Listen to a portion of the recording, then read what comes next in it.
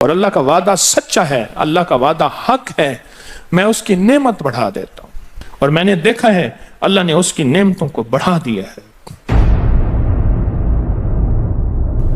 ایک درویش تھے، ایک مسجد ہے کوبے والی، ان میں ان کی قبر ہے۔ کوئی زیادہ سال نہیں گزرے، زیادہ زیادہ 40-50 سال گزرے ہوں گے۔ وہ جب دنیا سے فوت ہو گئے تو ان کی دل کی دھڑکن بہت تیز تھی۔ دل زندہ ہے کہ نہیں فوت ہو گیا؟ ڈاکٹر کو بلایا، اس نے کہا جی جسم سارا فوت ہو گیا ہے۔ اس نے کہا انہوں نے کہا دل نہیں مرا۔ میں ان کی قبر پہ کبھی کبھار جایا کرتا ہوں، ایک مسجد کے ایک کونے میں ہے، وہ دل زندہ تھا، دھڑک رہا تھا۔ آخر طے ہوا یہ دل زندہ ہی رہے گا، اس اللہ کی امانت کو لحد میں پہنچا دو۔ وہ دل زندہ کیوں تھا؟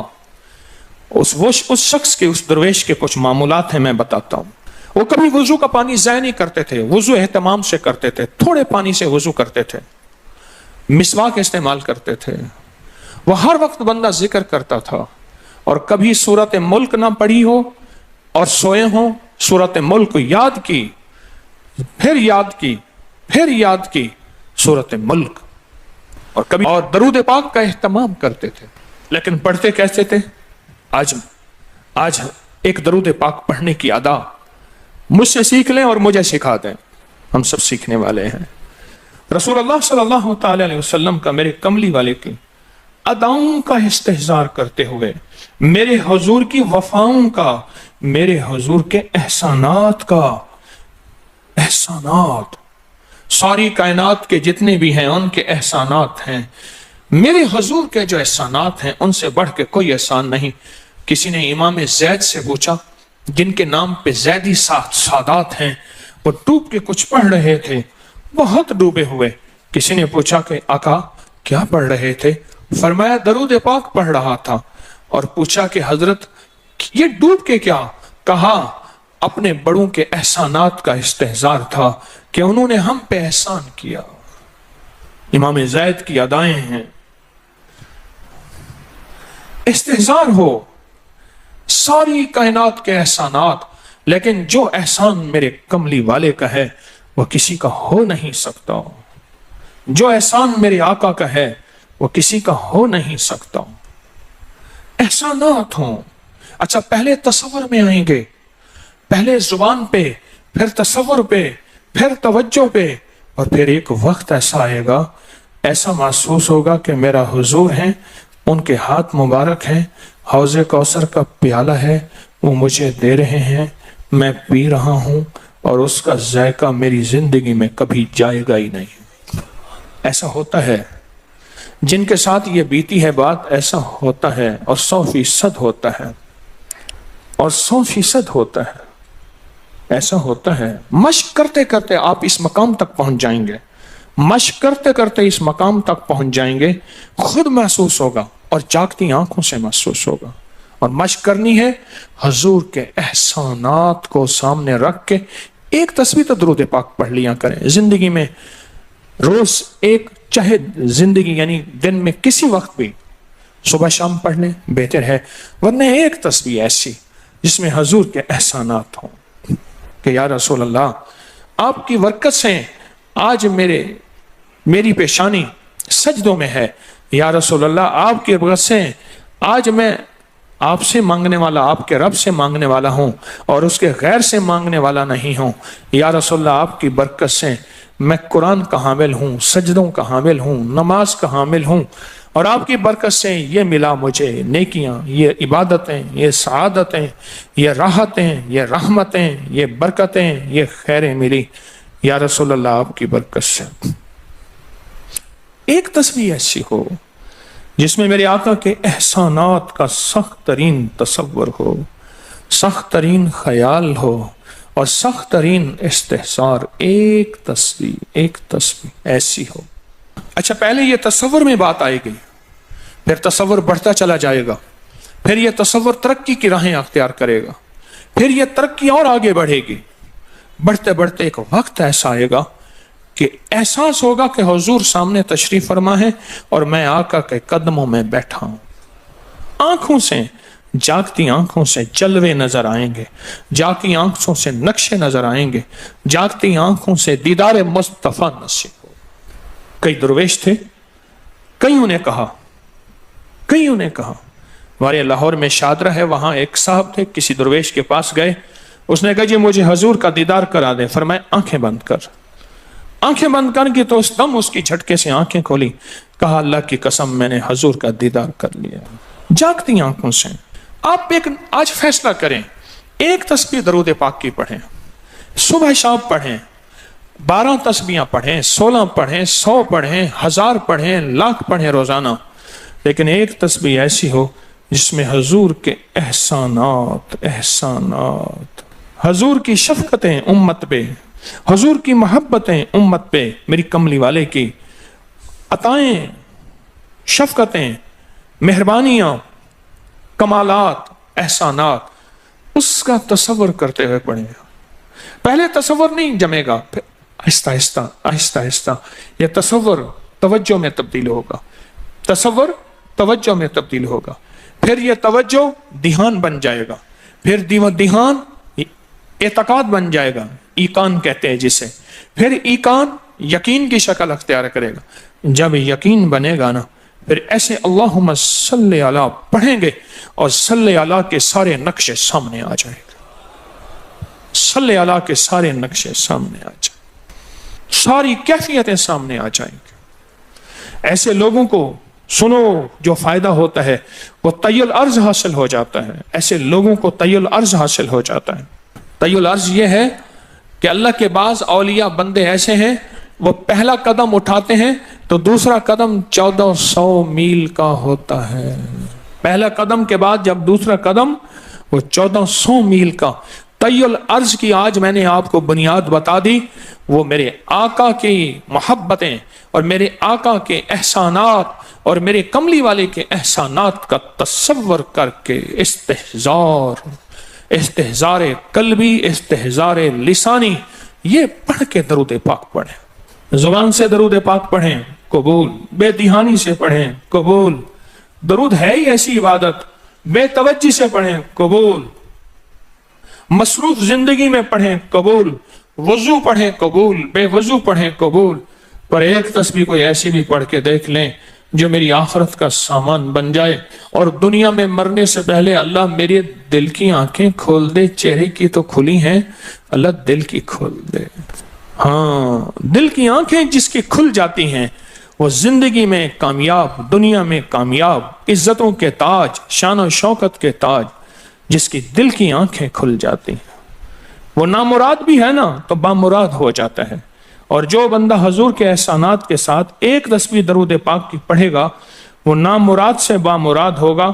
اور بامراد کیسے ہوگا؟ ذرا غور سے سنیں. بامراد کیسے ہوگا؟ ذرا غور سے سنیں. بامراد ایسے ہوگا کہ اللہ پاک اگر اس کی پیشانی پہ بدبختی، شقاوت، ذلت، لعنت لکھی ہے، اللہ درود پاک استحضار سے پڑھنے کی برکت سے اس کی پیشانی پہ رحمت، عطا اور شفقت، مہربانی، محبت اور کرم لکھ دیتا ہے.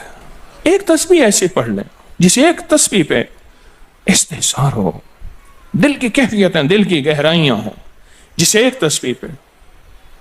اس ایک تسبیح کے بعد پھر آپ اپنے وجود کو دیکھیں.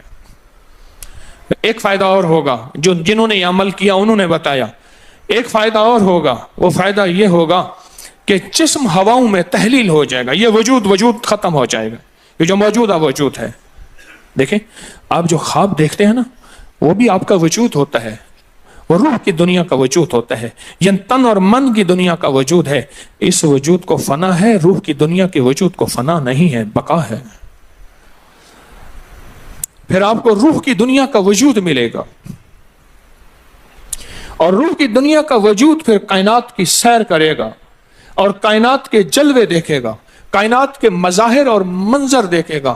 پھر آپ زبان پہ نہیں لا سکیں گے کہ لوگوں کے برتن چھوٹے ہیں. اور فرمایا پھر یہ شخص اپنے آپ کو چھپائے گا ایسے جیسے کوئی ناپاک کپڑے کو چھپاتا ہے، اپنے عیبوں کو جو چھپاتا ہے ایسے اپنی اس ولایت کو چھپائے گا. ایک تسبیح سے ابتدا ہوتی ہے، ایک تسبیح سے. میرے شیخ رحمت اللہ علیہ نے مجھے 1984 میں بیعت فرمایا اور اس ایک تسبیح کے پڑھنے کی ترتیب فرمائی. اللہ کرے مجھے بھی مل جائے. مشق کریں, محنت کریں, ایک تسبیح ایسی مل جائے درود پاک کی جو میرے وجود کے اندر کے سارے نظام کو دھو دے, میرے من کو, میرے تن کو دھو دے, میرے جذبوں کو دھو دے, میری آنکھوں کو, میرے کانوں کو دھو دے, میرے ہاتھ پاؤں کو دھو دے, میری ناپاک تنہائیوں کو دھو دے, اور ایسا دھو دے کہ جب اللہ کے حضور حاضر ہوں جیسے میرا کفن سفید ہو ایسے میرا دل بھی سفید ہو, سیاہ نہ ہو. یہ ایک تسبیح میری زندگی میں, ایک تسبیح ایسی ہو.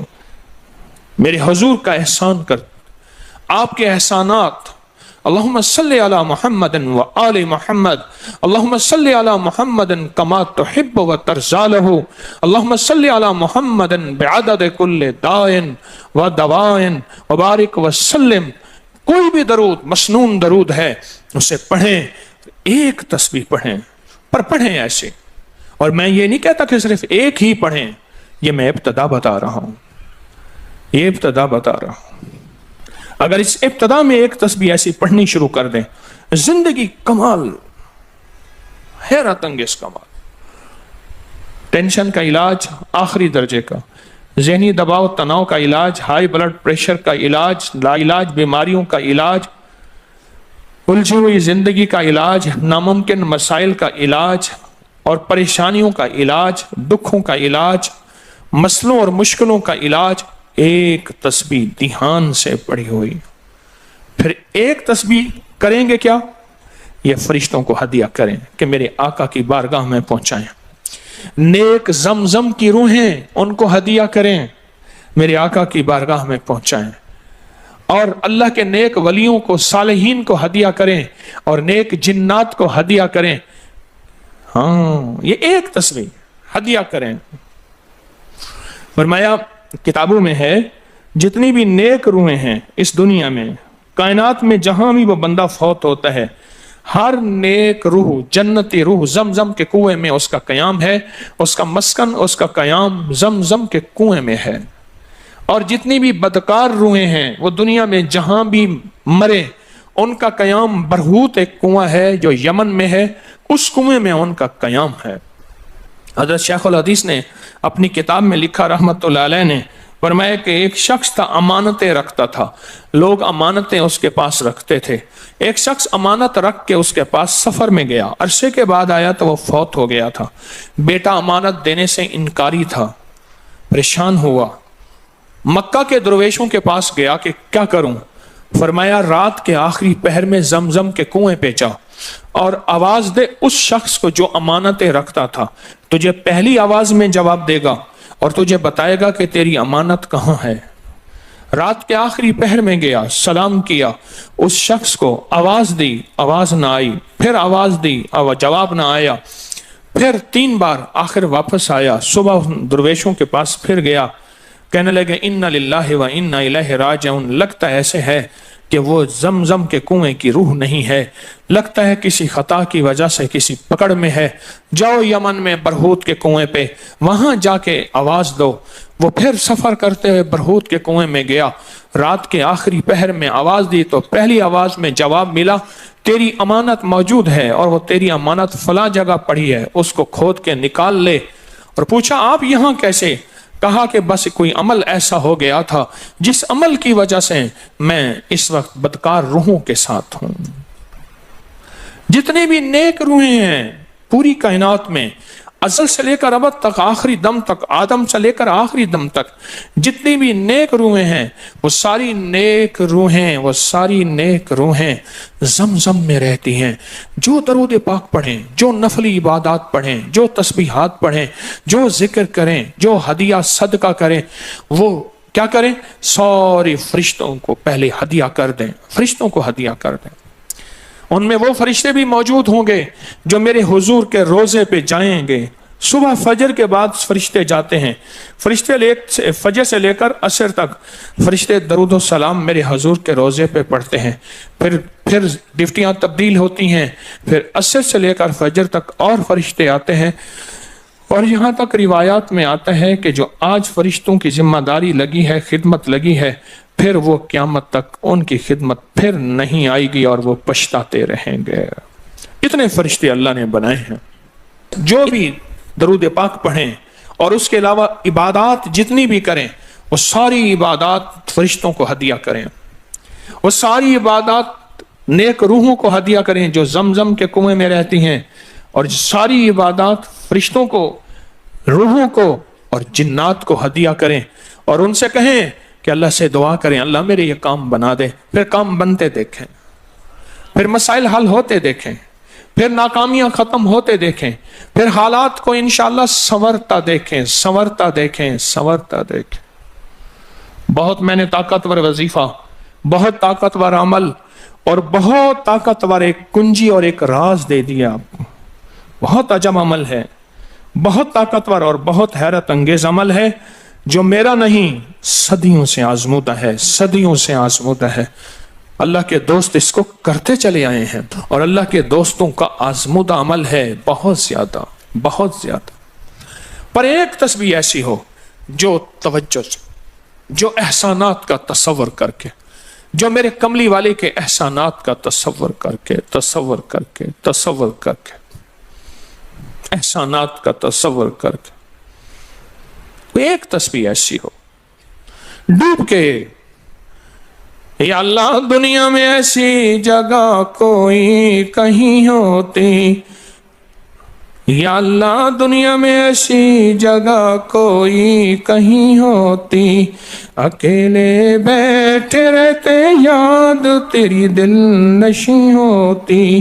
کوئی ایسی جگہ ڈھونڈ لیں، نہیں ملتی، کوئی ضروری نہیں اپنے دل کو تنہائیوں میں لے ہیں۔ وہ کیسے؟ دنیا کے مشغلوں میں ہم باخدا رہے، دنیا کے مشغلوں میں ہم باخدا رہے، سب کے ساتھ رہتے ہوئے سب سے جدا رہے، سب کے ساتھ رہتے ہوئے سب سے جدا رہے۔ کوئی لمحہ ایسا اپنے آپ کو تنہا کر لیں، کوئی لمحہ ایسا اپنے آپ کو فارغ کر لیں، کوئی لمحہ ایسا اپنے آپ کو تنہائی میں بٹھا کے نا ایک تسبیح درود پاک کی، اور تسبیح نہیں ہے یہ انگلیوں کے نشان تسبیحیں ہیں۔ یہ پھر تسبیح بھی جہاں گواہی دے گی وہاں قیامت کے دن یہ انگلیاں بھی گواہی دیں گی۔ پھر یہ تسبیح ہدیہ کریں، فرشتے ٹوٹ پڑتے ہیں اس درود پاک کے ہدیے پہ۔ کیوں؟ ان کی غذا ہی نور ہے، اور درود نور ہے، ان کی غذا ہی نور ہے اور درود نور ہے، ان کی غذا ہی یہی برکت ہے اور درود برکت ہے، ان کی غذا ہی خوشبو ہے اور درود خوشبو ہے، ان کی غذا بھی یہی ہے۔ ایک تسبیح ایسی ہو جس پہ آپ دیوانے ہو جائیں۔ یہاں تک کہ بعض مشاہدات میں یہاں تک کہتے ہیں، دیکھنے والے اہل نظر کہتے ہیں کہ ایک تسبیح جو دھیان والی پڑھی اور فرشتوں کو مسلسل ہدیہ کیا، روحوں کو ہدیہ کیا اور جنات کو ہدیہ کیا، تو کچھ ہی عرصے میں فرشتے جاگتی آنکھوں سے نظر آنا شروع ہو جاتے ہیں، اور روحیں خواب میں آ کے شکریہ ادا کرتی ہیں، اور جنات جاگتی آنکھوں سے، جنات دیکھیں اللہ نے جنات کو اوجھل کر دیا، پردے دے دیے، روحوں کے سامنے پردے دے دیے، فرشتوں کے سامنے پردے دے دیے۔ فرشتے ہیں، میری آنکھ نہیں دیکھ سکتی، ارواح کا نظام، روحوں کا نظام ہے، میری آنکھ نہیں دیکھ سکتی، جنات کا نظام ہے، میری آنکھ نہیں دیکھ سکتی۔ اللہ پاک پھر پردے ہٹا دیتے ہیں، رخ سے پردے ہٹے، رخ سے پردے ہٹے، طور جلنے لگا، میرے ساقی کا مجھ پہ کرم ہو گیا، میرے ساقی کا مجھ پہ کرم ہو گیا۔ یہ ایک تسبیح آج کا سبق ہے، کملی والے کی محبتوں کا سبق ہے، ایک تسبیح۔ درود پاک وہ عبادت ہے جس عبادت کے کرنے والا کبھی محروم نہیں رہتا، اس عبادت کو پڑھنے والا کبھی محروم نہیں رہتا۔ درود پاک وہ عبادت ہے، ہر عبادت کے لیے اخلاص کی ضرورت ہے، مخلص ہونا ضروری ہے ہر عبادت کے لیے، ہر عبادت کے لیے اخلاص اور مخلص ہونا ضروری ہے۔ لیکن درود وہ عبادت ہے جس کے لیے مخلص ہونا بھی ضروری نہیں۔ اگر کوئی بندہ دکھاوے کی نیت سے درود پڑھتا ہے تب بھی قبول ہے، قبول ہے، قبول۔ लेकिन मोमिन कभी दिखावे की नीयत से पढ़ ही नहीं सकता। मोमिन के अंदर तो लिल्लाहियत और इखलास होता है और अल्लाह की रजा होती है। मोमिन कभी दिखावे की नीयत से दरूद नहीं पढ़ता। मैं ये सोचूं कि मैं जिंदगी में, अपनी जिंदगी में अब तक कितना दरूद पढ़ चुका हूं। और मैं एक महफिल थी, उसमें कुछ लोग बैठे थे। एक बंदा आया, उसने दरूद पढ़ा। उसके पढ़ने पे सारे लोगों ने दरूद पाक पढ़ा। उसने दरूद पढ़ा, उसके पढ़ने पे सब ने दरूद पढ़ा। अल्लाह का उसका मकबूल महबूब बंदा उस महफिल में कोई ऐसा बैठा था, उसके पढ़ने से सब ने पढ़ा और उसका कबूल हुआ। वो दुनिया से बंदा रुखसत हो गया। वो बंदा दुनिया से रुखसत हो गया। जब दुनिया से रुखसत हो गया वो बंदा, तो किसी ने मौत के बाद 20 साल पूछा, क्या बना? कहने लगे, अल्लाह जल्ल शानहू ने मुझे बख्श दिया, और बख्शा इसलिए मैंने दरूद पढ़ा था, और मेरे दरूद पढ़ने पे किसी ने दरूद पढ़ा था, और उसकी अल्लाह की बारगाह में उस बंदे की इतनी अजमत और हैसियत थी कि उसका भी कबूल हुआ तो सबका भी कबूल हुआ। एक कातिब था, कातिब, ये कंपोजर जिसे कहते हैं, किताबत करते हैं, लिखते हैं किताबें, कुरान पाक। कातिब था। किसी ने मरने के बाद उसे ख्वाब में देखा। क्या बना?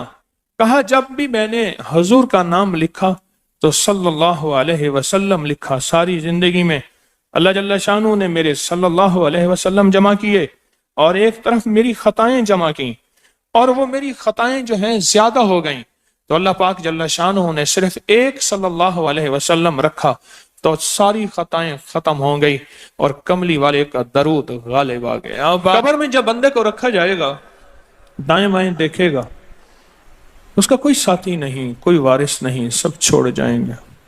एक हसीन शख्स दाएं बैठा उसके सवालों का जवाब दे रहा होगा, और उसके खौफ में उसका साथी, उसकी वहशत में उसका साथी, और अंधेरे में वह रोशनी और नूर बन जाएगा।